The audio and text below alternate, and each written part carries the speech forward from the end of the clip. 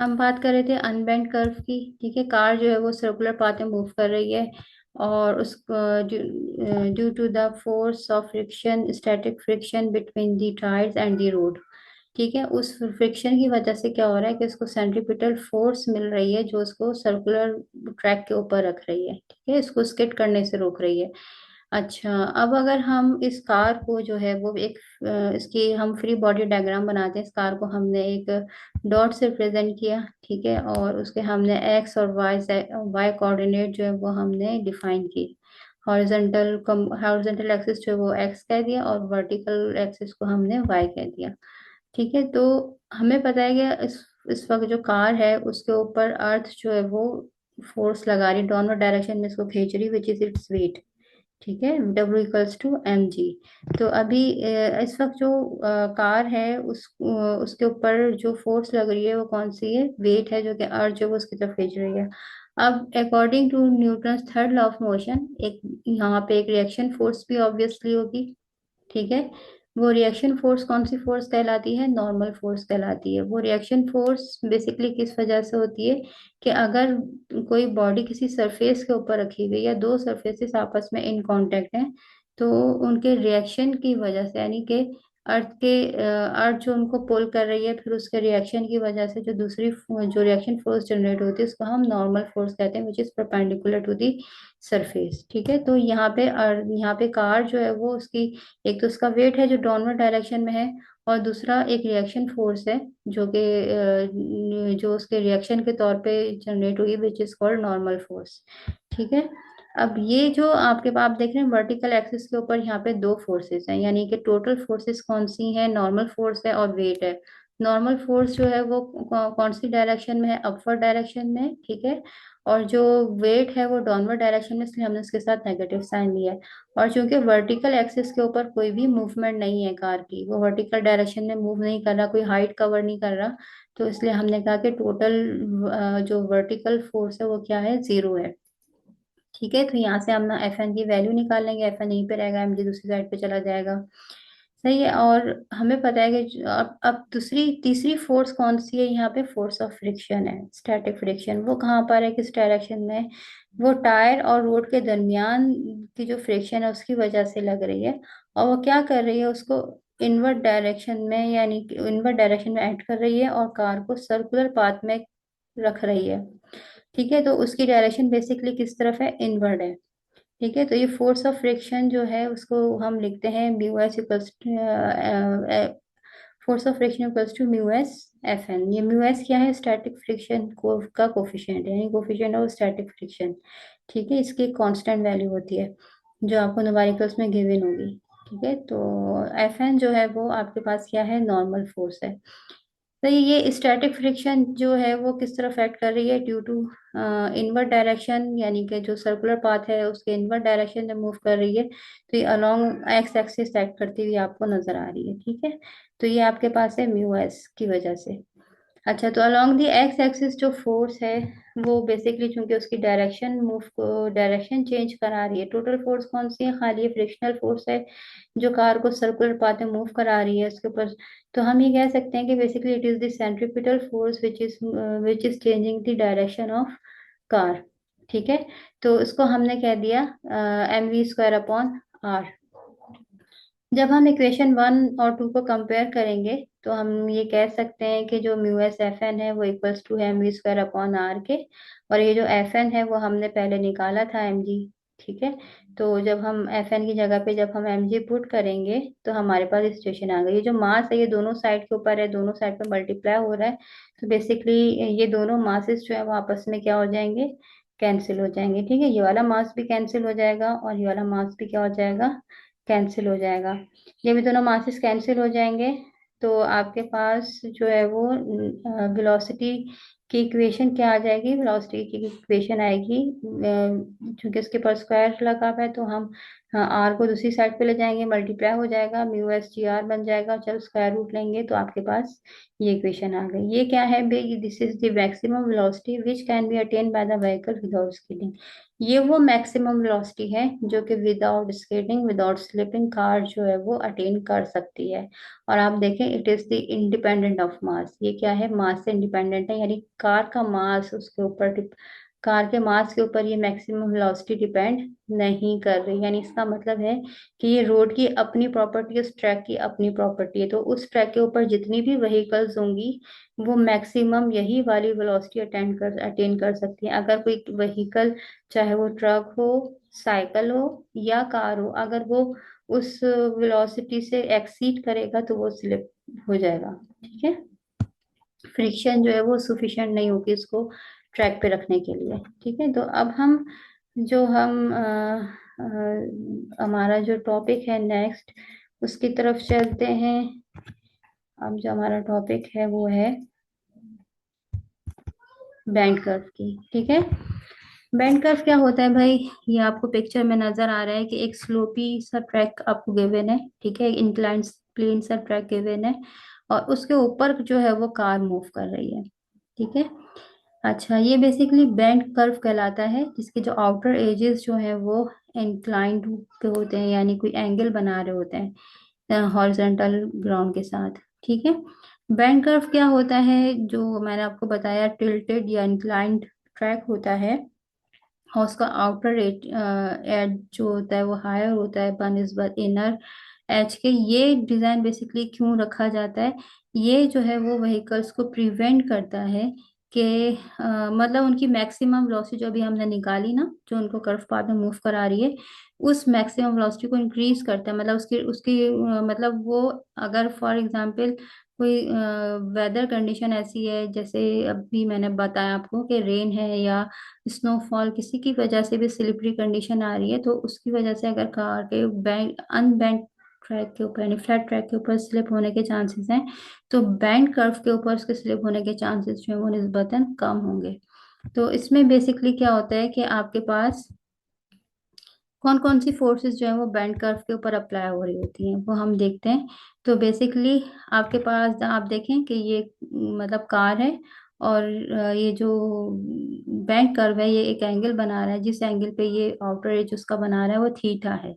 ठीक है, और कार जो है वो इस ट्रैक के ऊपर जो है वो मूव करी। अगर हम इसकी फ्री बॉडी डायग्राम बनाए तो उसको हमने पॉइंट से रिप्रेजेंट किया। ठीक है, और ये इसके एक्सिस हैं, वर्टिकल और हॉरिजॉन्टल एक्सिस हैं। ठीक है, ये आपके पास क्या है? ये नॉर्मल फोर्स है जो कि सरफेस से परपेंडिकुलर लग रही है, जिसके हमने पहले भी आपको बताया था, ये रिएक्शन फोर्स है। और इसका वेट जो है वो किस तरफ एक्ट कर रहा है? डाउनवर्ड डायरेक्शन में एक्ट कर रहा है। ठीक है, जिसको हम W = mg कह रहे हैं। ठीक है, अब इसके ऊपर कौन कौन सी फोर्सेस हैं? एक सेंट्रीपिटल फोर्स है जो उसको ट्रैक पे रख रही है, और ये बेसिकली कहाँ से आ रही है? इस बैंड कर्व को देने से फायदा क्या हुआ? इस बैंड कर्व को देने से फायदा ये हुआ कि पहले जो सेंट्रीपिटल फोर्स जो फ्रिक्शन के होने पे डिपेंड कर रही थी, स्टैटिक फ्रिक्शन पे डिपेंड कर रही थी, अब उस पर डिपेंड नहीं कर रही। यानी अगर ये जो आपके पास नॉर्मल फोर्स है, इसका जो हॉरिजॉन्टल कंपोनेंट होगा वो अब उसको फोर्स ऑफ फ्रिक्शन प्रोवाइड करेगा। यानी अगर मैं इसको वेक्टर में रिजॉल्व करूं तो आपके पास जो है वो जो उसका हॉरिजॉन्टल कंपोनेंट है वो उसको फोर्स, वो सेंट्रीपिटल फोर्स देगा। अब यहाँ पे स्टैटिक फ्रिक्शन की इतनी ऐसा जरूरत नहीं रही।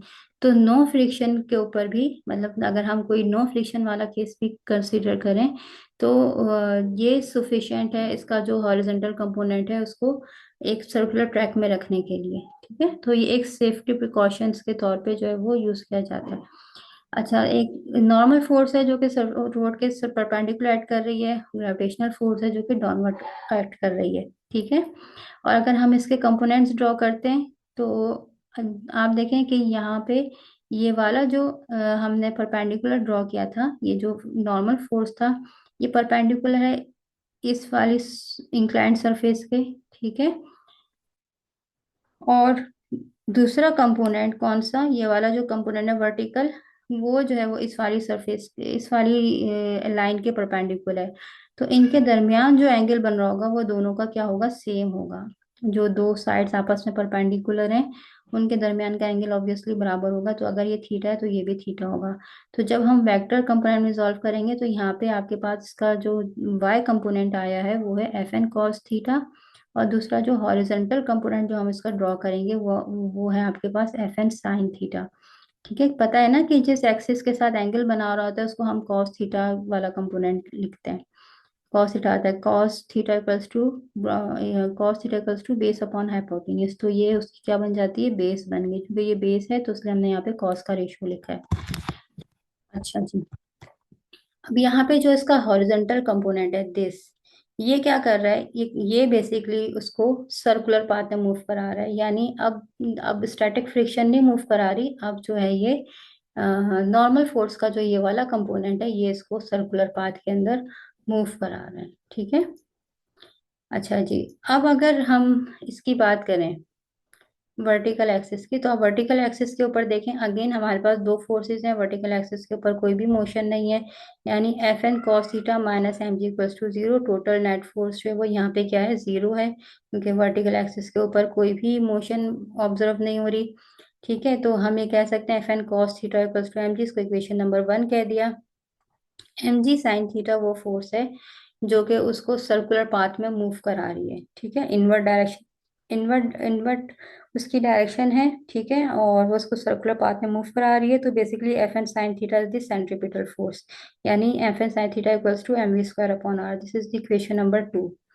जब आप दोनों इक्वेशन को डिवाइड करेंगे तो आपके पास आ गया, ये कंडीशन आ गई, तो आपके पास यहाँ पे जो मास था, एक मास ये और एक मास ये, दोनों क्या हो गए, कैंसिल हो गए, और ये जी जो है वो आर से मल्टीप्लाई हो जाएगा। ठीक है, तो ये जी जब आर से मल्टीप्लाई होगा तो उस केस में आपके पास जो है वो इक्वेशन क्या बनी, tangent theta equals to V square upon R G. सही है, और अगर हम इससे वेलोसिटी निकालें, maximum velocity which can be attained at the bank curve by any vehicle, तो आप देखें अगेन ये स्टैटिक फ्रिक्शन से भी इंडिपेंडेंट है, और ये जो है वो किसी भी मास से इंडिपेंडेंट है। तो आपको एंगल पता होना चाहिए, रेडियस ऑफ सर्कुलर पाथ और जी, यानी ये वो मैक्सिमम वेलोसिटी है जो कि मैक्सिमम जो है वो व्हीकल्स अटेंड कर सकती हैं। ठीक है। अच्छा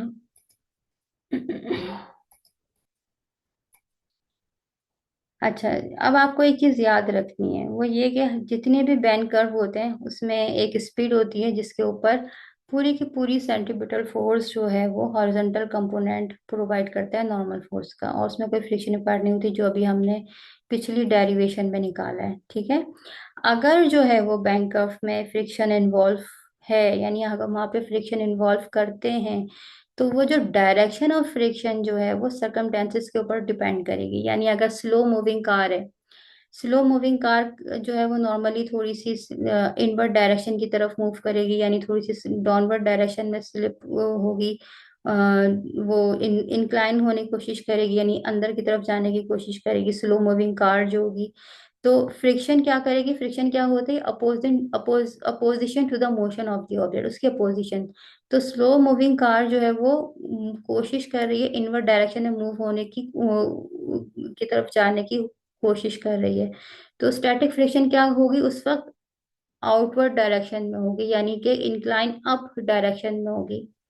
ठीक है, पॉइंट अप करेगी इंक्लाइन के ऊपर।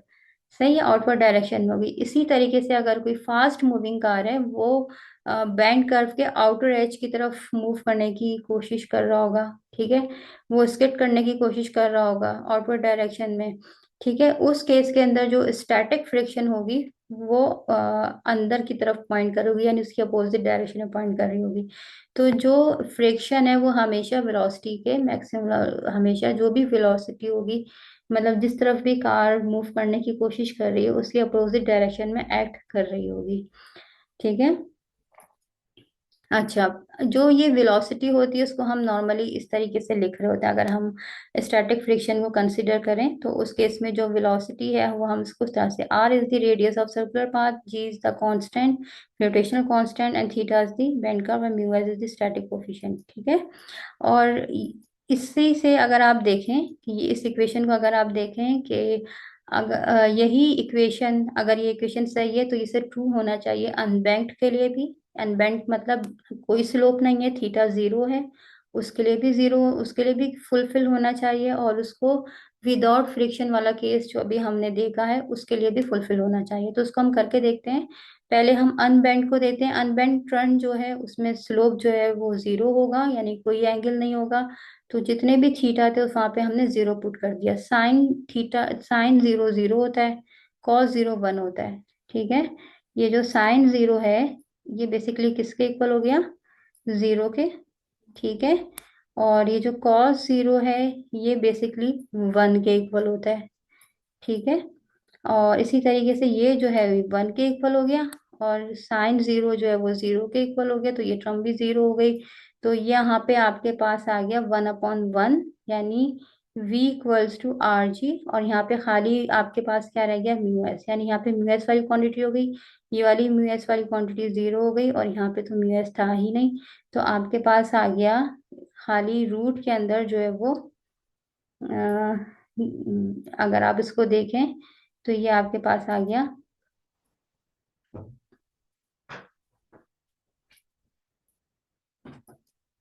अ, इस तरह से। ठीक है, ये वाली पहली टर्म आपके पास जीरो हो गई, ये म्यू एस था इंटू वन, ये वन म्यू एस जीरो, तो ये दोनों जीरो हो गए। तो आपके पास आ गया ब्रैकेट के अंदर खाली म्यू एस आ गया, और जब आप वेलोसिटी निकालेंगे तो वो आपके पास आ गई mu S equals to G are.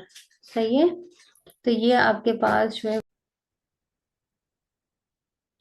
ठीक है, तो यहाँ पे हमने देखा ये अनबेंड कर्व के लिए जो है वो फुलफिल कर रही है, हमने भी वेलोसिटी यही निकाली थी इसकी। ठीक है, अच्छा, अब बेंड का टर्न विदाउट फ्रिक्शन में हम क्या होगा, म्यू एस जो है वो जीरो हो जाएगा। ठीक है, तो अगर हम इसकी इक्वेशन में जब हम म्यू एस जीरो पुट करेंगे तो यहाँ पे हमारे पास आ जाएगा sine theta upon cos theta which is equal to tangent theta.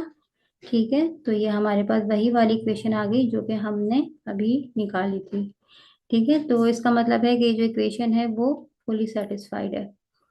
अच्छा, अब हम इसकी कुछ एग्जाम्पल कर लेते हैं। हाँ जी, ये एग्जाम्पल आपको क्या कहना है, Daytona 500 is the major event of the NASCAR season. It is held at the Daytona International Speedway in Daytona, Florida. The turns in this oval track have a maximum radius at the top of R equals to 316 meter and are banked steeply with theta equals to 31 degree. Suppose this maximum radius turn with frictionless, frictionless consider करना है आपने, यानी v equals to root में mu S R G tangent theta, sorry mu S नहीं है इसके अंदर। At what speed would the cars would have to travel around them. ठीक है, कार्स को किन स्पीड्स के साथ जो है वो उसमें ट्रेवल करेंगी। ठीक है, इसमें फॉर्मूला कौन सा लगेगा, फॉर्मूला जो हमने ये वाला ड्राइव किया था, R G root sine theta tangent theta. ठीक है, और इसमें सिंपल हम वैल्यूज पुट कर देंगे। आर रेडियस जो है वो 316 मीटर है, जी जो है 9.8 है, थीटा 31 डिग्री है, तो वेलोसिटी आ गई आपके पास 43 मीटर पर सेकेंड। यानी कार्स को जो ट्रैवल करना है उनके अराउंड वो 43 मीटर पर सेकेंड से ट्रैवल करना है। ठीक है, और चूंकि यहाँ पे कोई फ्रिक्शन जो अवेलेबल नहीं है तो हॉरिजॉन्टल कंपोनेंट ही नॉर्म जो है वो सेंट्रीपिटल, नॉर्मल फोर्स का हॉरिजॉन्टल कंपोनेंट ही सेंट्रीपिटल फोर्स अप्लाई कर रहा होगा। ठीक है, अब नेक्स्ट एग्जांपल देख लेते हैं इसमें। A highway curve has a radius of 150 meter. The road is designed for cars to travel at a speed of this. अब आपको स्पीड गिवन है विदाउट नीडिंग एनी फ्रिक्शन, यानी कोई रियलांस नहीं है फ्रिक्शन के ऊपर, कार्स जो है वो इस स्पीड से ट्रेवल कर सकती हैं। What should be the banked angle of the curve? उसका banked angle जो है वो आपने निकालना है। फॉर्मूला जो है वो आपके पास इस तरह से गिवन है, क्योंकि नो फ्रिक्शन, फ्रिक्शन की नीड ही नहीं है तो फ्रिक्शन लेस वाला केस लेंगे। अच्छा, हमने एंगल की वैल्यू निकालनी है, यहाँ पे रूट है तो पहले तो हम स्क्वायर लेंगे। ठीक है, और बाकी सब चीज़ों को सब भेजेंगे, टेंजेंट दूसरी तरफ जाके इन्वर्स हो जाएगा। वैल्यूज पुट कर दी तो ये आपके पास आ गया 22.97 डिग्री पे आपने इसका स्लोप रखना है। ठीक है, तो ये तो था हमारा बैंड कर्व का लेक्चर। सही है, और उसमें हमने आज जो है वो कुछ हमने न्यूमेरिकल्स किए हैं और उसकी थ्योरी समझी है। बाकी हम नेक्स्ट क्लास में कंटिन्यू करेंगे।